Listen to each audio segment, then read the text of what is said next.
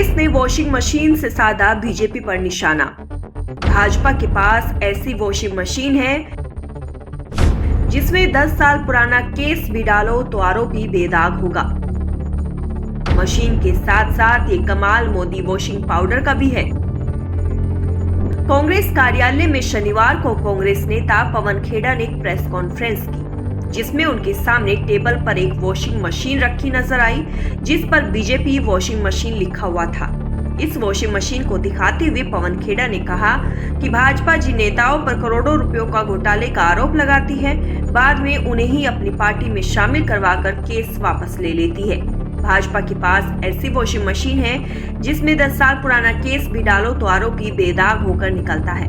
उन्होंने आगे मोदी सरकार पर तंज कसते हुए कहा कि मशीन के साथ साथ ये कमाल मोदी वॉशिंग पाउडर का भी है, जिसमें आरोपी बिल्कुल चमकते हुए व्यक्ति के साथ वॉशिंग मशीन से बाहर निकलता है।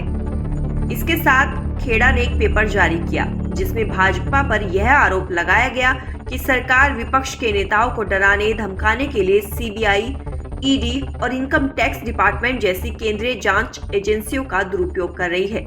ऐसी वॉशिंग मशीन ना हम आपको बेच पाएंगे और ना ही आप खरीद पाएंगे, क्योंकि 8,552 करोड़ की मशीन केवल एक ही आदमी रख सकता है और उसका नाम नरेंद्र मोदी है। साथ में पवन खेड़ा ने उन नामों को गिनाया जो बीजेपी में शामिल होकर बेदाग हो गए हैं।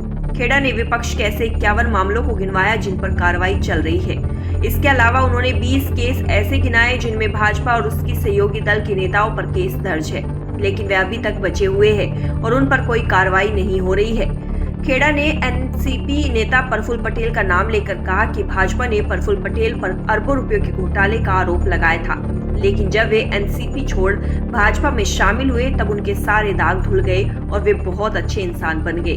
उन्होंने असम के सीएम हिमंत बिस्वा शर्मा को भी नाम लिया और कहा कि इनकी कहानी भी सेम है।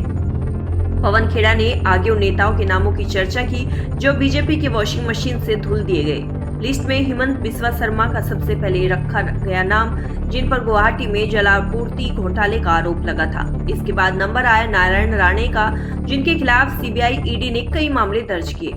इनके खिलाफ भाजपा नेता किरीट सोमैया ने भ्रष्टाचार के आरोप लगाए थे। फिर उन्होंने अजीत पवार का जिक्र किया, जिन पर एक समय में घोटाले के आरोप में ईडी द्वारा जांच चल रही थी। फिर खेड़ा ने अशोक चव्हाण का नाम लिया, जो एक समय कांग्रेस की तरफ से महाराष्ट्र के मुख्यमंत्री भी रह चुके हैं। भाजपा ने उन पर आदर्श हाउसिंग सोसाइटी घोटाले का आरोप लगाया, लेकिन भाजपा में शामिल होने के बाद इनके खिलाफ मामला आगे नहीं बढ़ा। इसके अलावा हसन मुशर्रफ और छगन भुजबल, इन दोनों पर बीजेपी ने मनी लॉन्ड्रिंग का आरोप लगाया था, जिसके बाद ईडी ने इन पर कार्रवाई भी की थी, लेकिन इनके एनसीपी से अलग हो जाने के बाद इनके खिलाफ सारी कार्रवाइयां बंद कर दी गई।